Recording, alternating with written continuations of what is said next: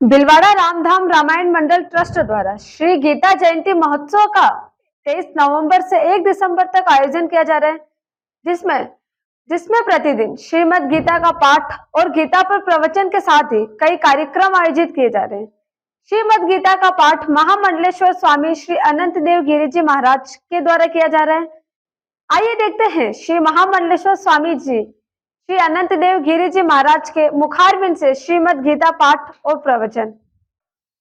भगवान की वाणी मात्र अर्जुन के लिए नहीं है। अर्जुन तो उनमें एक निमित्त दिखाई पड़ रहे हैं। भगवान की दृष्टि तो समस्त मानव जाति के कल्याणार्थ है। जो इस मानवाकृति को प्राप्त कर चुका है वह इसे सार्थक कर ले। ये मानव देह तभी सार्थक हो सकता है जब जन्म मृत्यु के प्रवाह से जो छुड़ाने वाला विज्ञान है वह हमारे आपके अंतस्थ में आ जाए।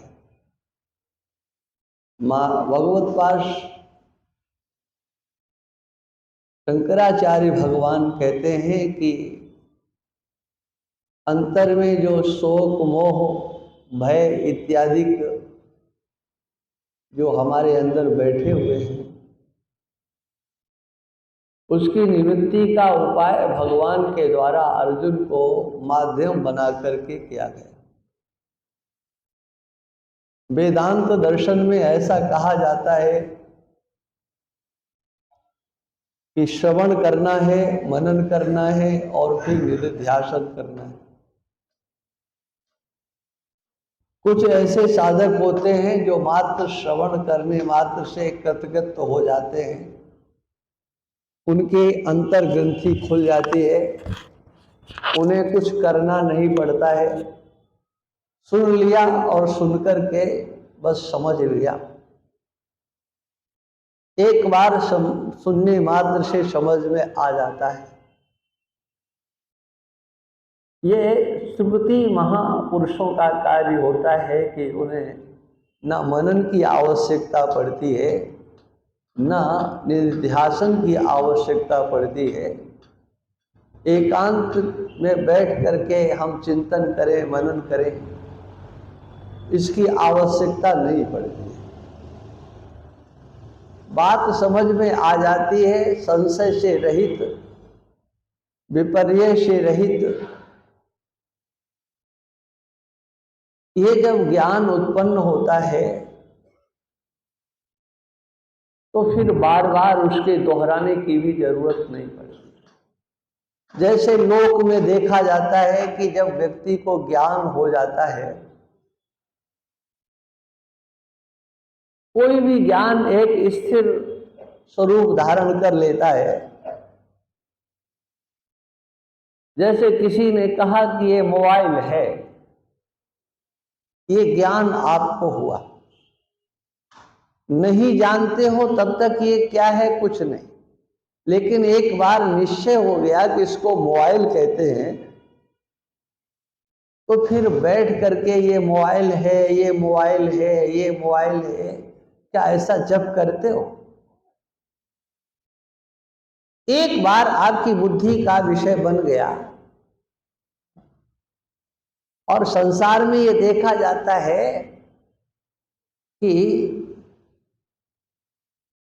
एक ही बात को बार बार दोहराया जाता है, सुनाया भी जाता है। आपने बच्चों की आदत देखी होगी, अब शायद वो बच्चे ऐसी गलतियां नहीं करते हो। एक बार बच्चे ने पूछा ये क्या है, तो बाबा ने दादा ने कहा ये कौआ है। फिर वो पूछता है ये क्या है, बोले कौआ है। और वो पूछता रहता है। तो कभी कभी बड़े बूढ़े जो होते हैं वो डांट भी देते हैं कितनी बार बताया है कि कौआ है। अब उसे पता तो लग गया कौआ है, लेकिन वो पक्का करता है ये क्या है, बोले कौआ है। ये क्या है, कहा कौआ है। जब उसके बुद्धि में बैठ गया कि इस पक्षी को कौआ कहते हैं, फिर उसको लेकर के वो कभी मनन नहीं करता, निधिध्यासन नहीं करता। आपने व्यवहार में, परिवार में देखा होगा कि जो आता है वो बच्चे से पूछता है, छोटा बच्चा है वो परेशान हो जाता है, जो आता है अच्छा नाम बताओ, नाम बताओ अपना। अब वो नाम बताते बताते परेशान हो जाता है, जो आता है और तो कुछ नहीं पूछ सकता, नाम बताओ अपना, नाम बताओ अपना। अब वो नाम याद हो गया उसको, ये नाम। फिर वो कभी बैठता नहीं है माला लेकर के, जप नहीं करता है। इसी प्रकार से समग्र ज्ञान जो भी आपके व्यवहार का है, आपको अपने नाम का पक्का हो गया कि ये मेरा नाम, ये मेरी जाति, ये मेरे पिता, ये मेरे दादा, ये मेरी दादी, ये मेरी माँ है, ये मौसी है। क्या कभी किसी ने ऐसा देखा कि कोई बालक बैठ करके माला लेकर के ध्यान करता है, मैं अपने पिता का ध्यान करूं, या पिता कभी अपने पुत्र का ध्यान करता है? क्यों नहीं करता है भाई, क्या बात है? तो उसका उत्तर एक ही दिया जाता है कि आपके बुद्धि का एक निश्चय हो गया है। निश्चय हो गया कि बस ये यह है।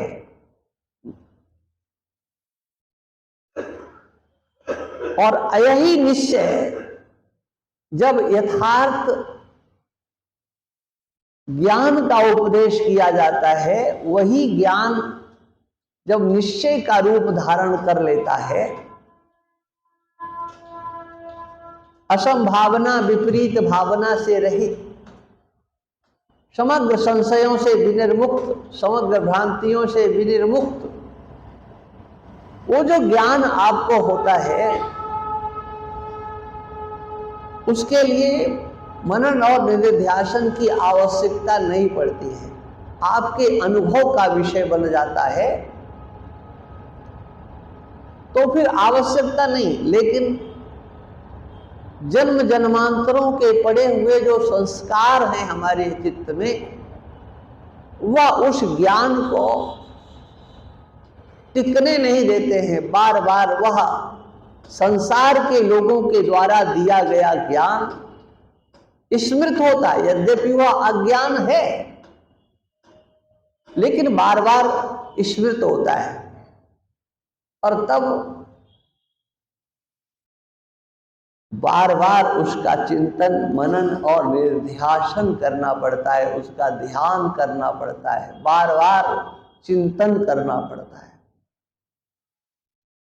और इसीलिए सुनने में बहुत अच्छा लगता है, लेकिन फिर भी निश्चय नहीं होता। भगवान कृष्ण के द्वारा भगवत गीता में इन समग्र ग्रंथियों को सुलझाने के लिए ही अर्जुन को निमित्त बना करके ये ज्ञान दिया गया है। आप क्या हो, पहले एक निश्चय आपकी बुद्धि में आना चाहिए, एक धारणा आपकी बनना चाहिए। किसी से पूछो कि आप अपने को क्या समझते हो, तो वो कहेगा कि मैं मनुष्य हूं। परिचय पूछा आप कौन हो, तो अपना नाम बताएगा, अपने पिता का नाम बताएगा, अपने कुल गोत्र आदि का नाम बताएगा, दादा दादी का भी नाम बता सकता है, और भी आगे बढ़ सकता है, अपना ये परिचय देगा।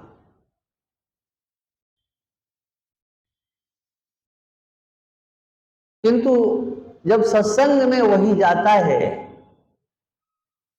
तो उसको कुछ दूसरी बात सुनने को मिलती है।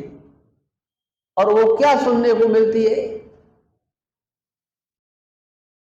तुम इस शरीर से अलग हो। ये शरीर तुम नहीं हो, इस आकृति से पृथक आपकी एक स्थिति है। जैसी ये आकृति दिखती है वैसे आप नहीं हो। और ये सुनकर के तब उसका माथा कुछ ठनकता है कि हम किसकी बात माने। हमारे दादा दादी से लेकर के जितने भी रहे हैं उन्होंने तो यही बताया है कि तुम यही हो, और ये कहते हैं कि ये तुम नहीं हो, तो किसकी बात सत्य मानी जाए। और तब बार बार झुकाव जो होता है ना, वो दादा दादी नाना नानी माता पिता आदि के द्वारा जो कुछ बताया गया है वही आपके बुद्धि में बार बार आपको उद्वेलित करता है। मैं यह नहीं तो मैं क्या। जो सत्य है वह आप पहले यदि नहीं सुने हो तो आपको बड़ा अचंभा लगेगा, आश्चर्य लगेगा। मानवतावादी कहते हैं कि हम तो मनुष्य हैं, ये हम जाति पाति नहीं मानते हैं। वो मानते सब हैं, लेकिन दूसरों को भ्रमित करने के लिए, दूसरों को पथभ्रष्ट करने के लिए वो कहेंगे हम कुछ नहीं मानते, हम तो मनुष्य हैं। और सत्संग में सबसे पहले इसी पर कुठाराघात किया जाता है कि तुम मनुष्य नहीं हो। एक आकृति होना एक अलग चीज है, और आकृति वाला मैं हूं, यही आकृति मेरी है, ये एक चिंतन अलग चीज है। देखो, गीता की चर्चा तो हम कर ही रहे हैं, लेकिन एक छोटी सी अर्धाली है मानसकार की। यहां जितने बैठे हैं कोई ऐसा नहीं है जो उस अर्धाली से अनभिज्ञ हो। और मैं बोलूंगा आप पूरा बोल दोगे। बड़े भाग, देखो बोल दिया ना, बोल दिया, मैं जानता था आप बोल देंगे। और फिर ये तो यहाँ तो जाने कब से मानस के पाठ चल रहे हैं, और इस रामधाम में तो मुख्य प्रधान।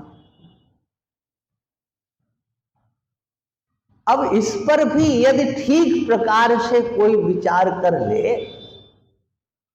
तो सोचो, गोस्वामी तुलसीदास ने कितना बड़ा दर्शन उपस्थित किया है। दर्शन माने ज्ञान, दर्शन माने विचार, दर्शन माने चिंतन। कैसा चिंतन दिया है, लेकिन हमारी उंगलियां भी घिस गई, कागज भी घिस गया, और गुटका भी पुराना हो गया, किंतु कभी विचार नहीं किया कि गोस्वामी जी कहते क्या है। बड़े भाग्य से, है ना, भाग्य माने पूर्व जन्म के सुकृतों से, पुण्यों से, धर्मानुष्ठान से हमको ये मनुष्य शरीर मिला है। यही तो अर्थ है ना, बड़े भाग से मनुष्य शरीर हमको मिला, यही अर्थ है ना, या और कोई अर्थ, दूसरा अर्थ? अब वो रामायणी होते हैं, बोले ये तो एक चौपाई पर महाराज पूरे महीने बोलते रहे। अरे क्या बोलते रहे भाई, एक चौपाई का अर्थ एक ही होगा, कितने अर्थ करोगे?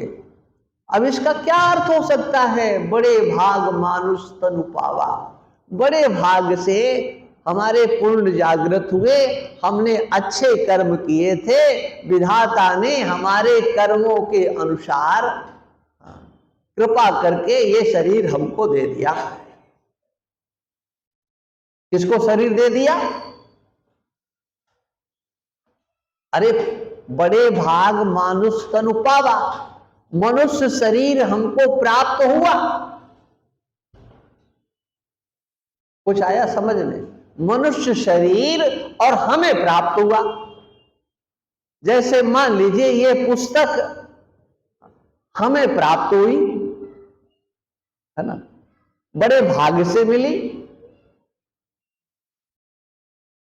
बड़े भाग्य से इतने ऊंचे बैठने को मिला, ये कह सकते हैं हाँ कि बड़े भाग्य से मिला, ये माइक बड़े भाग्य से बढ़िया मिला।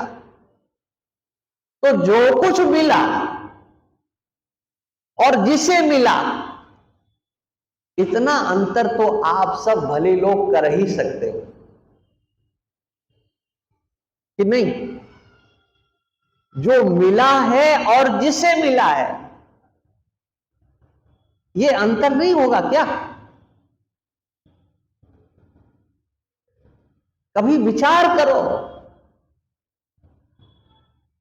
जो आप या जो मानवतावादी कहते हैं हम मनुष्य हैं, तो उन ना समझो को पता ही नहीं है कि तुम मनुष्य हो या मनुष्य शरीर तुम्हें मिला है।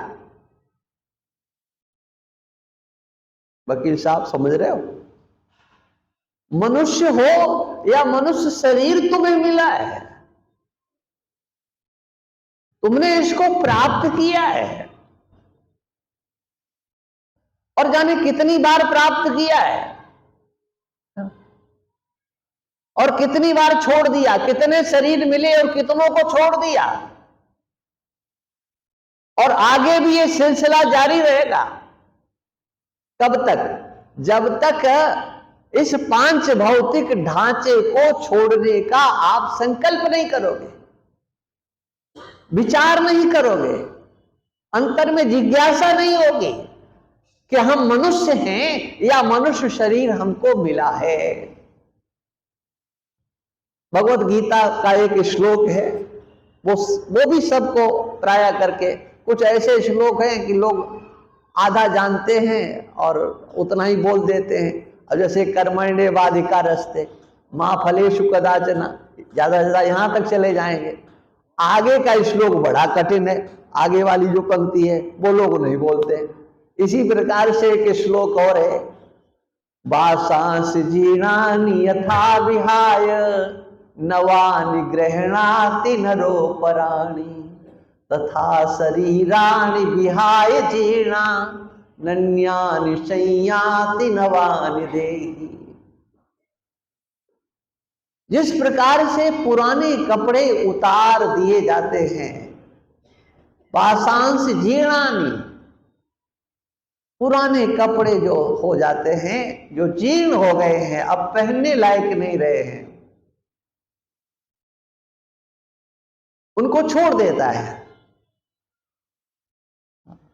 नवानि गृह्णाति, नए वस्त्रों को धारण करता है,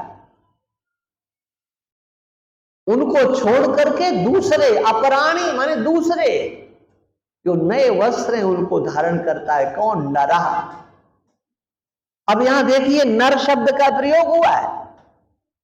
कभी मैंने इसी सत्संग में कहा था कि मनुष्य शब्द के अंतर्गत केवल मानवाकृति पुरुष नहीं लिया जाएगा।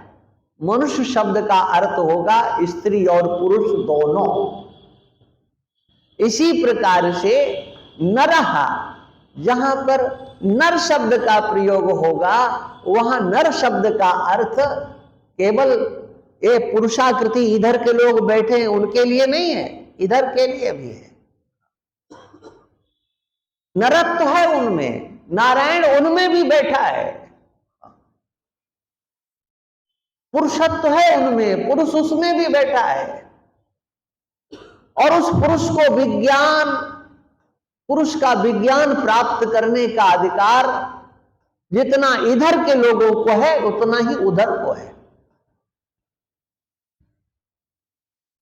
कोई कम नहीं है। इधर वाले शरीर छोड़ेंगे और इधर वाले नहीं छोड़ेंगे क्या? इधर वालों को नया कपड़ा मिलेगा, इधर वालों को नहीं मिलेगा क्या? इसलिए यहां नर शब्द का अर्थ है चाहे पुरुष हो चाहे स्त्री हो, जिसे ये पांच भौतिक आकृति मानवाकृति प्राप्त हुई है, उसका एक स्वभाव है क्या, वो इसको छोड़ता है। कितना सुंदर और सरल श्लोक है ये। वासांसि जीर्णानि यथा विहाय नवानि गृह्णाति नरोपराणि तथा शरीराणि विहाय जीर्णानि अन्यानि संयाति नवानि देहि। देही, देही शब्द का प्रयोग हुआ है। जैसे कल मैंने बताया था ना, याद है क्या बताया था? देही माने, कल मैंने इसका अर्थ बताया था, संक्षेप में बताया था। जैसे धनी शब्द का प्रयोग हो जाता है, माने धन वाला जो है उसको कहेंगे धनी, जो गुण वाला है उसको कहेंगे गुणी। इसी प्रकार से जो देह वाला है उसको कहेंगे देही, देह वाला। हम देह नहीं हैं, हम देह वाले हैं। देह हमको मिला है, हम देह के अंदर रह रहे हैं। अगर इस ज्ञान यज्ञ में इतना ही निश्चय कर लो ना कि हम इसमें रहने वाले हैं, यह हम नहीं हैं, तो बहुत कुछ मिल गया आपको, बहुत कुछ सुन लिया, बहुत कुछ आपने समझ लिया। इतना शरीर में रहने वाले हम हैं, हम रह रहे हैं। कहां बैठे हैं हम? एकदम पूछ दिया जाए कहां बैठे हो, अगर फोन आ गया कहां हो, तो लोग एकाएक सही नहीं बोलते हैं, बोले अभी हम बाहर हैं। अरे बाहर हो तो कहां हो बताओ? भले वो हाँ महात्मा के पास बैठे हो, लेकिन संकोच करते हैं, बोले कि हम तो मार्केट में हैं। क्योंकि अब महात्मा के पास कहने पर कहेंगे अच्छा तुम भी महात्माओं के पास जाते हो क्या? कौन चक्कर में पड़े, सीधे मार्केट तुम बता दिया, मार्केट बड़ा लंबा चौड़ा है।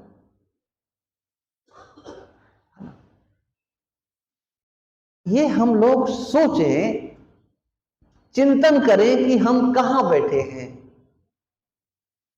मैं कहां बैठा हूं, तो सामान्य उत्तर क्या दिया जाएगा? हम राम धाम में बैठे हैं। अरे हम बैठे तो शरीर के अंदर हैं, हम शरीर में हैं, शरीर से बाहर नहीं है। ये शरीर राम धाम में बैठा है, ध्यान रखना। हमारी स्थिति तो इस शरीर के अंदर है, हम इसके अंदर हैं, है ना? इसके अंतर हमारी स्थिति है। और वो स्थिति किस रूप में है? देखो, ये भगवान कृष्ण का विज्ञान जो आपके समझ में आएगा, ऐसा नहीं कि समझ में नहीं आएगा। ये भगवान कृष्ण ने ऐसा कुछ भी नहीं बोला है कि जो हमारी समझ में नहीं आए, लेकिन जिन्होंने कसम खा ली है कि हमें ये समझना ही नहीं है ना, तो उनको तो ब्रह्मा भी नहीं समझा सकते, कोई नहीं समझा सकता है। नहीं, हमने तो जो समझ लिया है, जो हमारे बाप दादे ने कहा है, बस वही ठीक है। महाराज आप जाने क्या क्या सुनाते हो, समझ में नहीं आता। एक बच्चा समझ सकता है, और सच बताएं बच्चों को समझाना पढ़ाना सरल होता है, लेकिन बूढ़ों को समझाना बड़ा कठिन होता है। उनको कहोगे कि कबूतर वाला का, तो वो पूछेंगे नहीं, हाँ कबूतर वाला का, कबूतर वाला का करते रहेंगे। अब बूढ़ों को कहो कबूतर वाला का, तो वो जल्दी नहीं समझेंगे।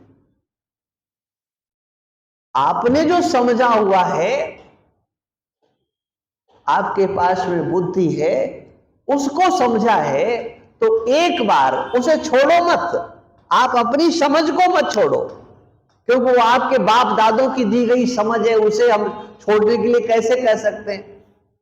आप जो मानते हो अपने को मानते रहो, लेकिन ये देखो क्या कि आप शरीर के अंदर हो, तो आप प्रश्न करोगे कि हम कैसे हैं। तो अगर एक वाक्य में उत्तर दिया जाएगा, उत्तर तो बहुत लंबा है, लेकिन एक वाक्य में अगर उत्तर दिया जाए और 100% सही उत्तर दिया जाए, तो ये उत्तर उसका होगा कि जैसा ये शरीर है वैसे आप नहीं हो। ये 100% है। इसकी व्याख्या चाहे 1 घंटा में करूं और चाहे 1 साल करूं। हाँ, जैसा शरीर है वैसे आप नहीं हो। शरीर की जो स्थिति है वैसी स्थिति आपकी नहीं है। और यही है भगवान कृष्ण का दर्शन। भगवान कृष्ण कहते हैं, अर्जुन तुम सोचते हो ये मरेंगे वो मरेंगे, ऐसा होगा वैसा होगा। अरे कौन मरता है जी? शरीर की स्थिति तो प्रतिक्षण बदल रही है, लेकिन प्रतिक्षण जिसमें परिवर्तन हो रहा है, उसमें एक ऐसा है जिसका परिवर्तन नहीं होता। सब कुछ बदल रहा है। आप सोचो, जो आपका मन है, वो मन कैसा है? बचपन का जो मन है वो आपको याद है कैसा था? कभी याद करो बचपन के मन को, कैसा था वो? अच्छा, उसको बदला किसने? तुमने बदला या वो अपने आप बदला? बताओ, बचपन के मन को आपने कैसे बदला? नहीं बता सकते हो। वो बदला है। बचपन का जो दिमाग था, बुद्धि थी, वो आज है क्या? बचपन का जो शरीर था वो आज है क्या? बोले अब तो बड़े हट्टे कट्टे दिखाई पड़ते, मजबूत। अरे मजबूत पहले थे, आज नहीं हो, ध्यान रखना। बच्चे जाने दिन में कितनी बार गिरते हैं, कुछ नहीं होता है। और एक 30-40 साल का एक बार गिर जाए तो डॉक्टर के पास ही जाना पड़ता है। और बुढ़ा हो जाए, बुढ़ापे में कहीं गिर जाए तो डॉक्टर के पास ही जाना पड़ता है। बताओ, पहले आपकी हड्डी कमजोर थी कि आज कमजोर है? बचपन में जैसा शरीर था वैसा नहीं है, वो बदला। आपका मन बदला, आपकी बुद्धि बदली, और आप कहते भी हैं हाँ, मेरा मन बदल गया। लेकिन आप तो नहीं बदले, आपका शरीर बदला, किंतु आप बदले क्या? कब बदले बताओ? मैंने लोगों को देखा है, मिलते हैं बहुत दिन बाद, 30 वर्ष बाद, 40 वर्ष बाद। एक हमारे यहां अपने ज्योतिर्मठ में बहुत अच्छे संत विराजमान होते थे, अब तो ब्रह्मलीन हो गए वो। उनका नाम था स्वामी कृष्णानंद।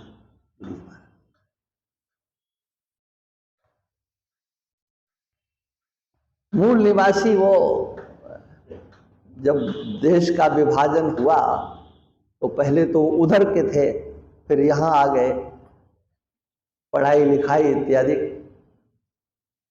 अब आप सोचिए कितना वर्ष हो गए होंगे। एक बार एक आ गए सज्जन, दिल्ली में वो रहते थे, और वो अचानक उनके पास पहुंच गए, और दोनों के दोनों एक ही जगह के थे, और बचपन में वो साथ साथ पढ़े थे। 8वीं 10वीं में एक साथ पढ़े थे, और उसके बाद जब देश का विभाजन हुआ, कौन कहां गया कुछ पता नहीं लगा। और जब दोनों पंजाब के, तो अपनी भाषा में उन्होंने अपना हिसाब किताब बही खाता खोला, आप कहां के, आप कहां के, अरे आप तो वही हैं, हाँ आप वही हो दोनों, हाँ मैं वही मैं वही मैं वही। देखो देश बदल गया, काल बदल गया, और एक दूसरे को दोनों ने पहचान लिया।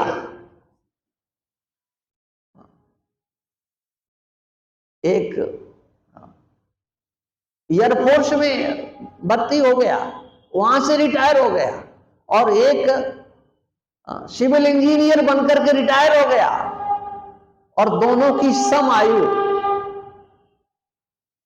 लेकिन उनको लग रहा है हम वही हैं। क्यों भाई, सब कुछ तो बदल गया, लेकिन वही कैसे?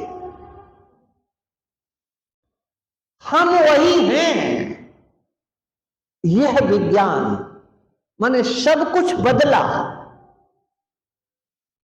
बदलाव हुआ, लेकिन हम नहीं बदले, क्योंकि हम वही हैं। अरे लोग धमकाते हैं ना, जो दादा लोग होते हैं ना, गुंडे एक नंबर के, कहते समझ लेना हम वही हैं, यही बोलते हो, मैं बदला नहीं, ध्यान रखना मैं वही हूं। ये वही, ये क्या चक्कर है, इसको समझो। एक बदल रहा है और एक नहीं बदल रहा है।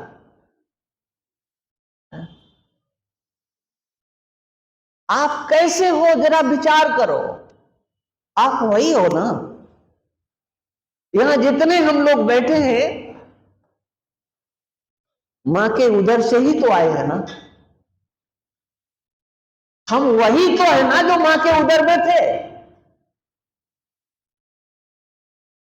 सोचो जरा, मां के उदर में भी आने से पहले हम थे कि नहीं थे, और मां के उदर में थे तो आए कहां से थे, और जब आए थे उस समय हमारा स्वरूप क्या था। एक परिवर्तनशील है और एक बदल नहीं रहा है। मैं वही मैं वही मैं वही, मैं नहीं बदल सकता। एक नहीं, हजारों हजारों करोड़ों करोड़ों शरीर मिल जाएं और छूट जाएं, लेकिन मैं तो नहीं बदलूंगा। ये मैं बदलने वाला नहीं है, कभी नहीं बदलता है। देखो आपने कथाओं में सुना होगा कि उनको सांप मिल गया, किसी को 3 जन्म का मिल गया, किसी को 1 जन्म का मिल गया, 2 जन्म का मिल गया। हाँ, तो अब उसके बाद जिसे जन्म मिला वो तो वही है ना, बदला नहीं है, कतई नहीं बदला है। आप लोग मानस में पढ़ते हैं कि जब सप्त ऋषि गए पार्वती जी के पास उनकी परीक्षा लेने के लिए, तो पार्वती जी के वचनों को सुनकर के सप्त ऋषियों ने कहा कि तुम वास्तव में बहुत नासमझ हो, और समझ तुम्हारे पास आएगी भी कहां से? क्यों? हाँ बोले, पर्वत की ही तो कन्या हो। पर्वत की माने जिसमें जड़ता समाई हुई है। तो जैसे हिमालय में, हिमाचल में जड़ता है, हिमालय में जड़ता है, और उन्हीं की तुम पुत्री हो। गिर संभव तब देह।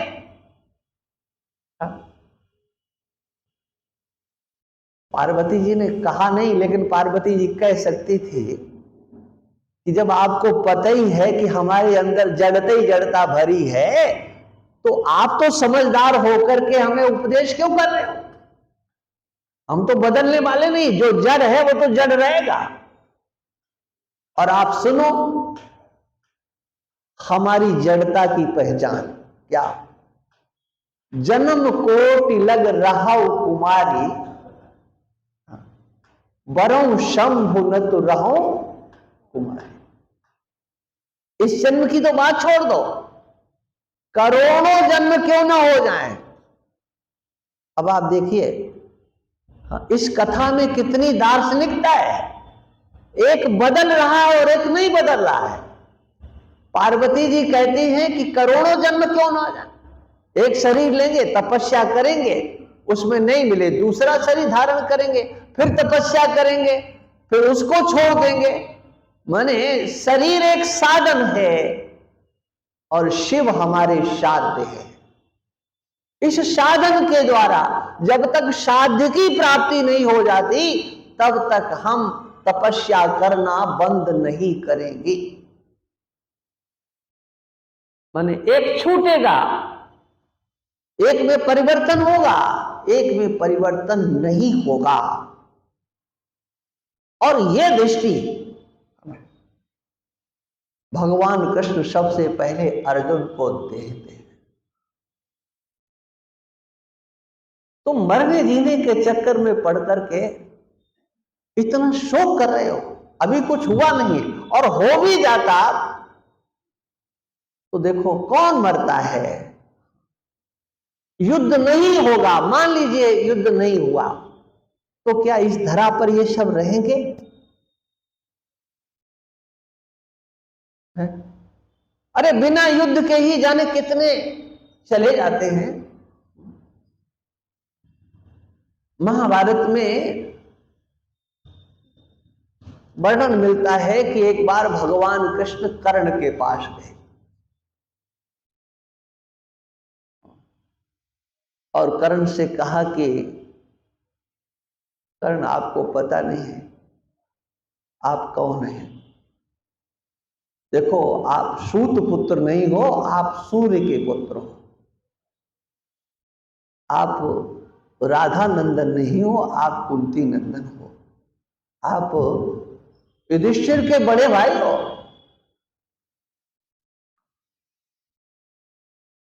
कर्ण ने कहा कि मैं जानता हूं, ये मुझे सब पता है, मैं सूत पुत्र नहीं हूं, मैं सूर्य पुत्र हूं। ये ज्ञान है मैंने। कुंती मां ने मुझे जन्म दिया है, ये भी मैं जानता हूं, लेकिन वो नहीं जानते हैं। कौन? वो पांचों पांडव नहीं जानते। और मेरा आपसे ये अनुरोध है कि जो आप जानते हो ना, वो अपने पास तक रखना। ये बात कहीं पांचों पांडु पुत्रों को, युधिष्ठिर इत्यादि को मत बता देना, नहीं तो बड़ा भारी अनर्थ हो जाएगा। अनर्थ।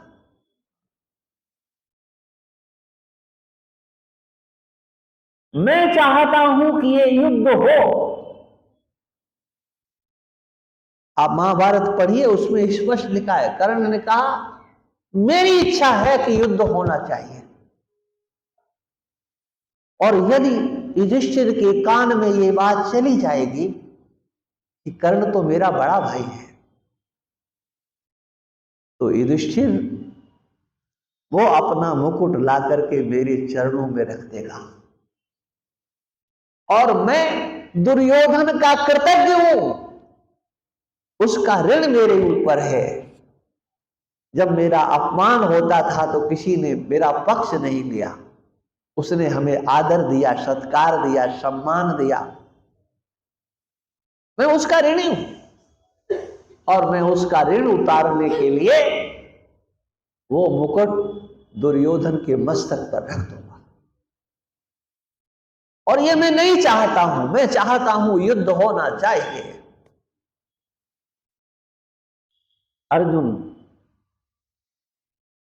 सब पर विजय प्राप्त करने में समर्थ है। और किस लिए? बोले मैं चाहता हूं, देखो एक दार्शनिकता देखो, कर्ण की सोच देखो, मैं चाहता हूं ये युद्ध हो और हमारा ये क्षत्रिय समाज युद्ध करते हुए वीर गति को प्राप्त हो, वह सूर्य मंडल का भेदन करके ब्रह्मलोक को प्राप्त करे, ये हमारी भावना है।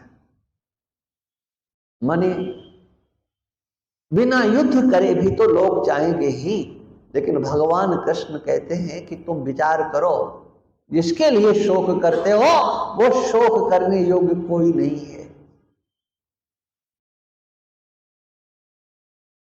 हम आप भगवान कृष्ण के इस दार्शनिक सिद्धांत को अपने अंतर में उतारने की चेष्टा करें।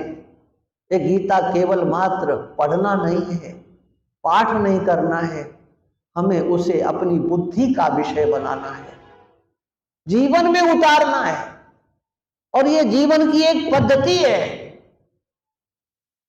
कि हम इस जीवन को किसका माने, हम किसके हैं।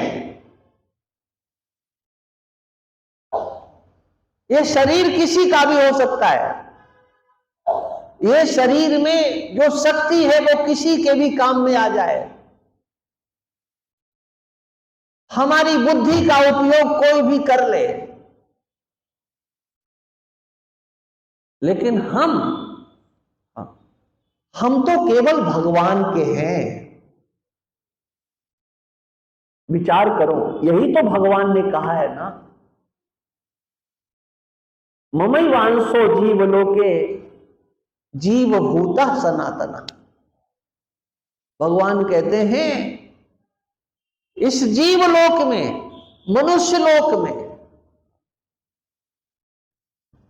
ये मनुष्य लोक है, ध्यान रखना, कर्मानुबंधीन मनुष्य लोके, जिस लोक में हम रह रहे हैं, आपने सुना होगा इंद्रलोक है, ब्रह्मलोक है, लेकिन ये कौन सा लोक है? ये है मनुष्य लोक, ये मनुष्य का लोक है। यहां पर मानवता का दर्शन और अमानवता का दर्शन होता है। एक ही आकृति में अनेक प्रकार की प्रवृत्तियां दिखाई देती हैं। कर्मानुबंधी, कर्मों से अनुबद्ध है,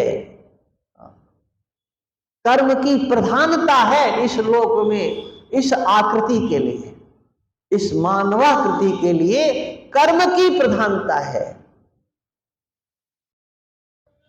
हम अपने लक्ष्य को अन्यत्र प्राप्त नहीं कर सकते।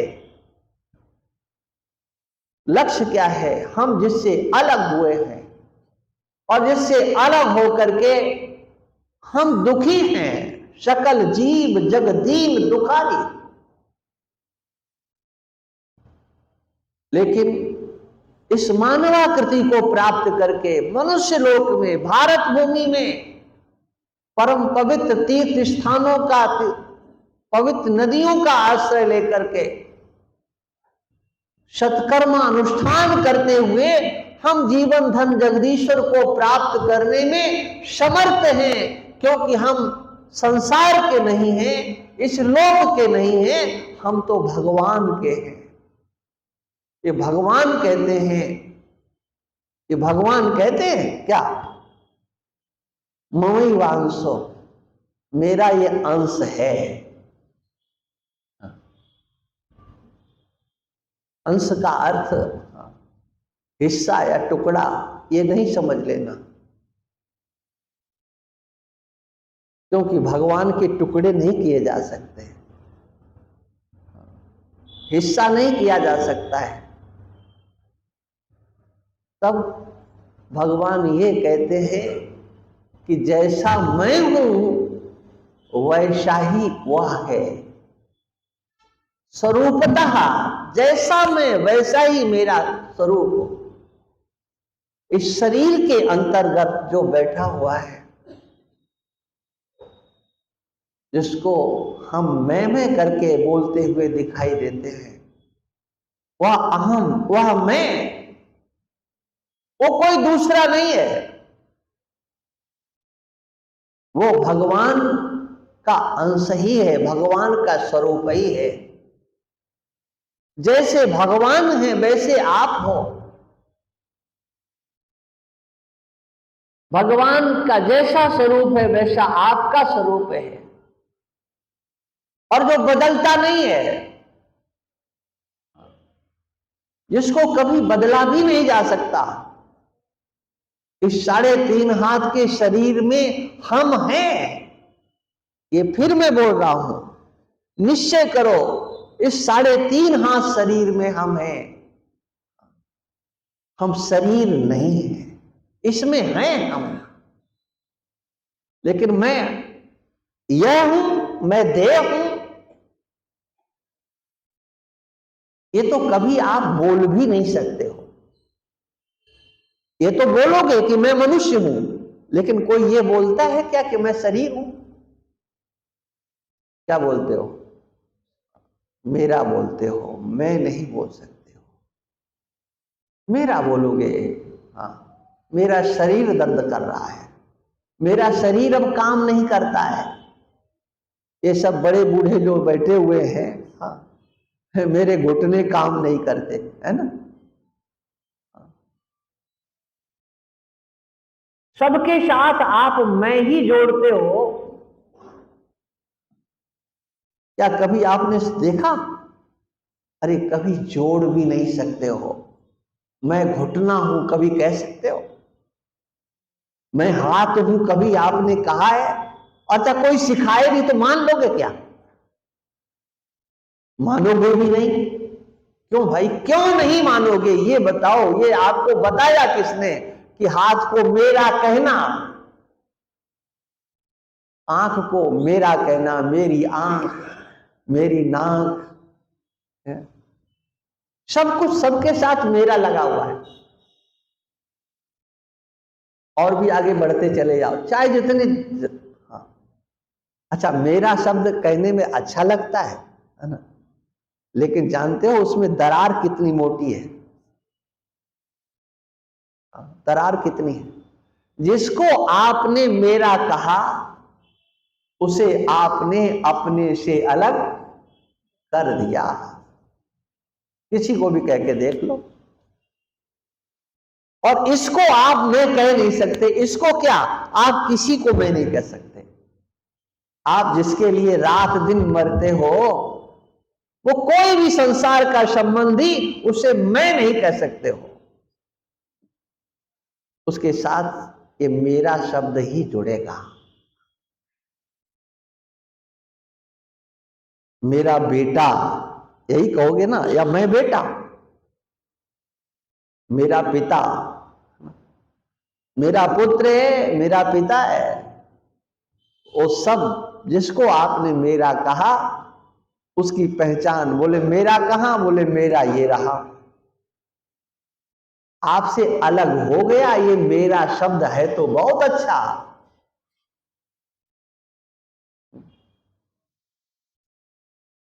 लेकिन वह जो मेरा है ना, उसका विनियोग, जिसे आप मेरा कहते हो, मिला है, उसका विनियोग आप कहां कर रहे हो?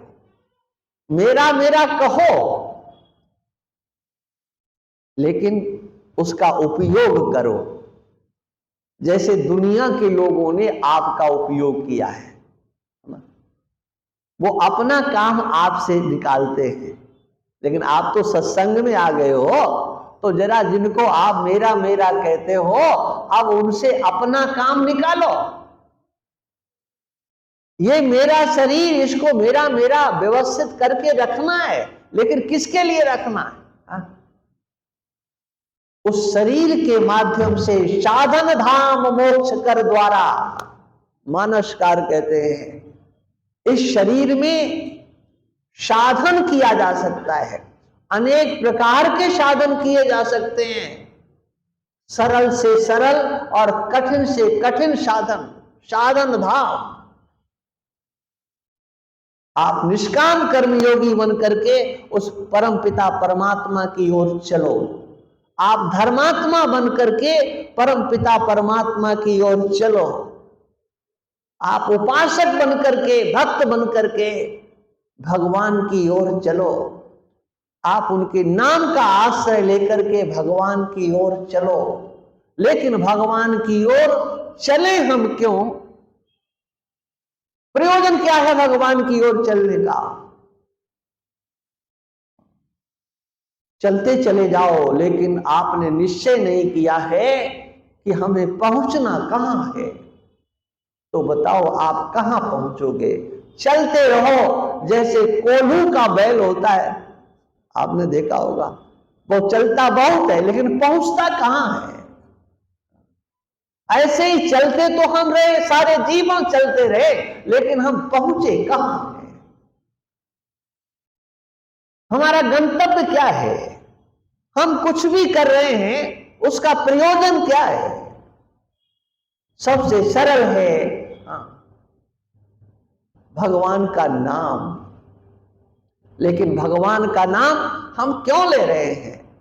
हम राम राम क्यों कर रहे हैं? हम कृष्ण कृष्ण क्यों कर रहे हैं?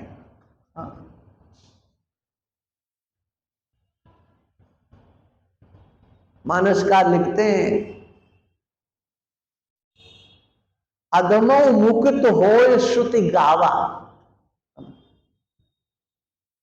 जो भगवान का नाम लेता है वो अधम भी मुक्त हो जाता है। माने उस नाम का प्रयोजन मुक्ति है। हम संसार सागर से पार जाने के लिए सरलतम भगवान के नाम साधन को ले ले। लेकिन ये नाम किस लिए लेते हैं? ये जन्म मृत्यु के प्रवाह से हम छूट जाएं, मुक्ति हमें मिल जाए। एक बार माला घुमाने से पहले हाथ में माला लेकर के और ये संकल्प करो कि ये जो हम नाम जप कर रहे हैं इसलिए कि जन्म मृत्यु के प्रवाह से हम छूट जाएं, हमें मुक्ति प्राप्त हो जाए।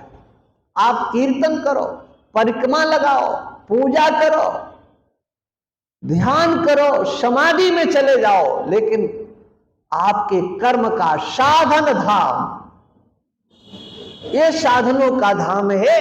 जो साधन आपको सरल लगता हो उस साधन को आप पकड़िए और उसका लक्ष्य एक बना करके चले कि हमें मोक्ष प्राप्त करना है। क्योंकि मुक्ति के बिना गति नहीं है। इस मानवाकृति का मूल उद्देश्य होना चाहिए साधन धाम, मोक्ष कर द्वारा पाए न जही परलोक संहारा। ये मोक्ष का दरवाजा है और भगवान नाम आपको उस अवस्था में ले जाएगा। भगवान नाम संकीर्तन, भगवान की उपासना, भगवान की परिक्रमा, पूजा पाठ, एक मंत्र अगर आपका लक्ष्य रहता है मुझे मुक्ति प्राप्त होना है, तो भगवान आपके ऊपर कृपा करेंगे और जिससे मुक्ति मिलती है उस मुक्ति को, मुक्ति का साधन वो आपके बुद्धि में बैठा देंगे। वो क्या है?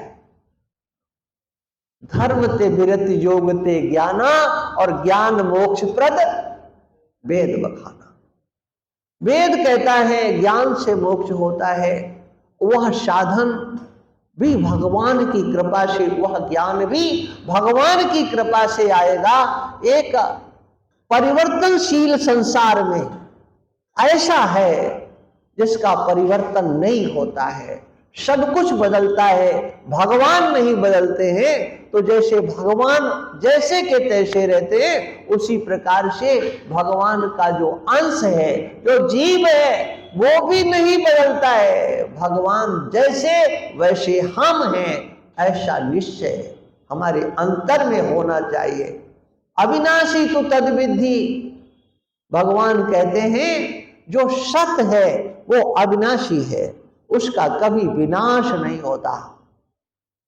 और मानसकार कहते हैं कि अविनाशी नाम की अगर कोई चीज है तो उसका नाम जीव ही है। ईश्वर अंश जीव अविनाशी, वो अविनाशी है।